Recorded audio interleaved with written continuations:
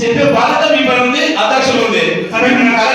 Correct గా అధికారం కూడా ఎక్కడ ఉంటుంది, ఆయన పరిధిలో ఆఫీసర్ ఉంటుంది.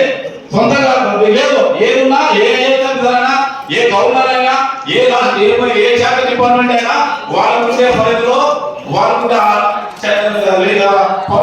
జీవో బాధ్యత. కానీ ఎవరితో అధికారులు జీవో మించిపోతారు.